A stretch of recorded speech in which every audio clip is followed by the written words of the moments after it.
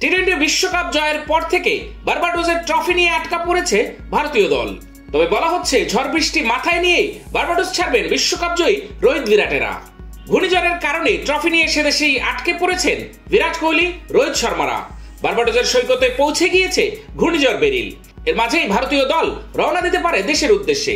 রাতে দিল্লিতে নামতে পারে রোহিতেরা। গত শনিবার টি-20 বিশ্বকাপ জিতে ভারত, তারপর থেকে সেদেশেই আটকে রয়েছেন রোহিতেরা।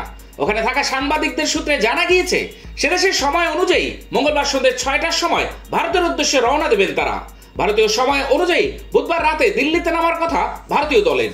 এক সাংবাদিক জানিয়েছেন, ভালো খবর, বার্বাডোস থেকে রওনা দেবে ভারতীয় দল। বিসিসিআই বিশেষ বিমানের ব্যবস্থা করেছে। স্থানীয় সময় অনুযায়ী মঙ্গলবার সন্ধ্যে 6টা নাগাদ বিমান ছাড়বে। বার্বাডোসের প্রধানমন্ত্রী মিয়া মটলি জানিয়েছেন, আগামী 12 ঘন্টার মধ্যে বিমানবন্দর চালু করা সম্ভব হবে।